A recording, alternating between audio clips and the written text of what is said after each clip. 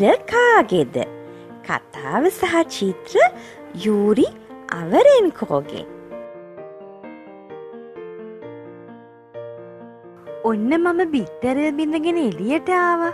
කුකුළු පැටියා බිත්තරේ නොළුව දමාගෙන වට පිට බැලුවා. මොකද මේ තරම් එළිය වැටිලා තියෙන්නේ? ඌ ඇහුවා. කුකුළු පැටියා වට පිට බලා උඩ බැලුවා. ඉරුරැස් හන්දා ඇස් පියාගන්ට ඌට සිදු වුණා. මම දැන් දන්නවා ඉර තමා මෙහෙම එළිය දෙන්නේ. ඉරත් මම වගේම කහපාටයි. වෙනස මම බිම ඉන්නවා, ඉර උඩ ඉන්නවා. නුඹ මට ඉස්සෙල්ලා බිත්තරය බිඳගෙන ඉහළට නැග්ගාද?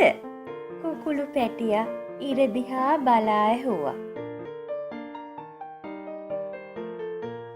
කුකුළු පැටියා බිත්තරෙන් එළියට ඇවිත් තන බිස්තර දිව ගියා. තරමක් ඈත දුඹුරු පාට ලීගයක් තියෙනවා ඌ දැක්කා. ඒ ඇතුලේ කවුද හුස්ම ගන්නවා. කුකුළු පැටියා ගෙට මුටින් තට්ටු කළා. මේ ගෙදර ඉන්නේ කවුද? කිසිවෙක් උත්තර දුන්නේ නැහැ. ගේ ඇතුලේ කවුද කතා කරනවා වගේ ඇහුණා.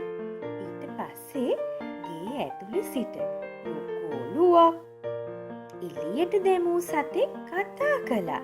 නුඹ කවුද? කුකුළු පැටියා ඇහුවා. කුකුළුවා සතා නිදිමතෙන් වගේ කතා කළා. මේ ගේ අයිතිකාරයා මම තමයි. කුකුළු පැටියා පුදුම වුණා. අයිතිකාරයා? ගෙදර? ඔව්. බලු පැටියා කිව්වා. බලු කූඩුව අයිතිකාර බලු පැටියා දිහා බලා කුකුළු පැටියා මෙහෙම කිව්වා. එන්න මා සමග සෙල්ලම් කරන්න. නුඹ ළඟ මොනවා හරි තියෙනවද? බලු පැටියා ඇහුවා. නැහැ. කුකුළු පැටියා කනගාටුවෙන් කිව්වා. අපෝයි එහෙනම් නුඹ එක සෙල්ලම් කරන්න මට බැහැ. බලු පැටියා කිව්වා. බැරි මොකද? බැරි මොකද? මේ බලන්න මට හොඳටම උඩ පනින්න පුළුවනි කියලා කුකුළු පැටියා දෙතුන් වතාවක් උඩ පැන්නා. බලු පැටියා ඈනුමක් කැරලා බලු කූඩුවට රිංගුවා. කුකුළු පැටියට මතක් වුණා. ඔන්න බලන්න මගේ ළඟ තියෙන සෙල්ලම් බඩුව. කුකුළු පැටියා බිත්තර කටුව පෙන්නුවා. බලු පැටියා අකමැත්තෙන් කූඩුවෙන් එළියට ආවා. හරි සෙල්ලම් බඩුවක් තමයි නුඹේ බිත්තර කටුව. මම එක පහරින් පොඩි කර දමනවා. එක පහරයි. එක්කද?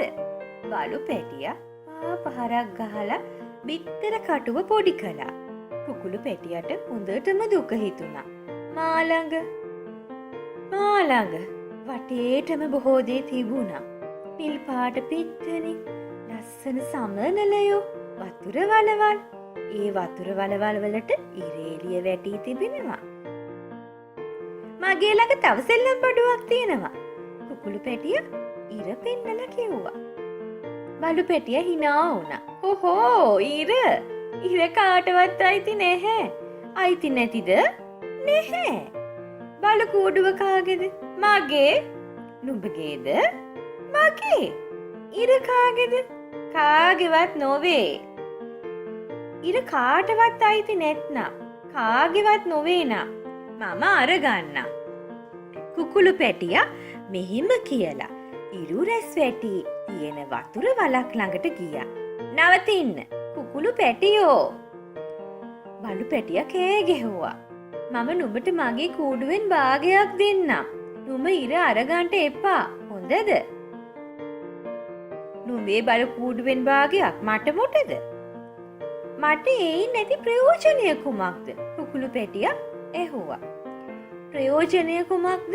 මෙන්න මේකයි. කූඩුවෙන් භාගයක් නුඹේ. නුඹ මම වගේම අයිතිකාරයෙක්. හොඳයි. කුකුළු පැටියා කැමති වුණා.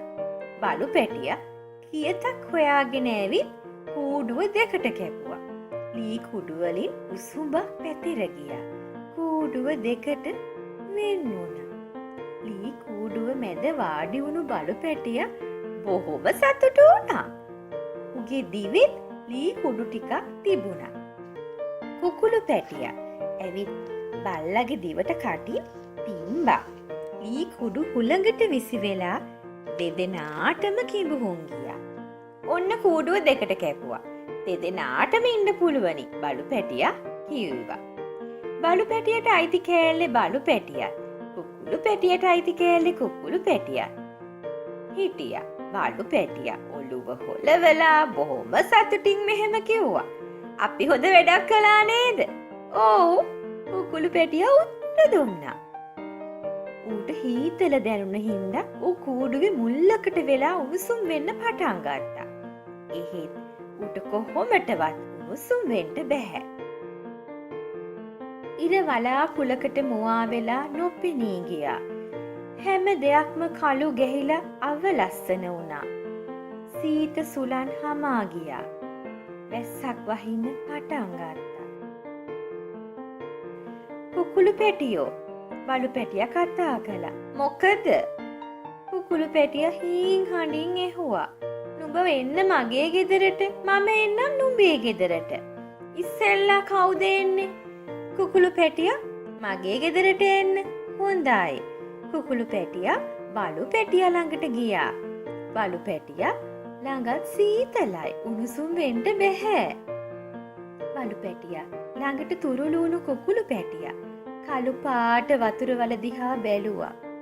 බලු පැටියට හොඳටම සීතල නිසා ඌ ඉක්ක ගහන්න පටන් ගත්තා. නුඹ දන්නවද මට හොඳ වැඩක් කල්පනා වුණා. කුකුළු පැටියා කීවා. මොකක්ද? අපි දෙන්නම ආයෙමත් මේ කූඩුව එකට එකතු කරමු. අපි දෙදෙනාම එකම කූඩුවේ වාසය කරමු. කුකුළු පැටියයි බලු පැටියයි යාළු වෙලා ඉඳිමු. දෙදෙනාම බොහොම සතුටු වෙලා hina වෙන්න පටන් ගත්තා. වලාකුළ පාවෙලා ගියාට පස්සේ ඉර බිම බැලුවා. පුංචි බලු කූඩුවේ ඉඳගෙන බලු පැටියයි කුකුළු පැටියයි බලන සැටි ඉර දැක්කා. ඉර වටේට පායලා බටහිරින් බැහැලා ගියා. අනේ බලන්න ඉර බැහැලා ගියා. කුකුළු පැටියා කනගාටු වුණා. අද ඉර බැහැලා ගියාට හෙට ආයෙමත් පායාවි. ඔය ඉර හැමදාම පායනවා. දැන් ඉර අපි දෙන්නටම අයිති. බලු පැටවා කීවා. දෙදෙනාම බොහොම සතුටු වුණා. කතාව කිව්වේ සම්මානි විජේසිංහ නැන්දා.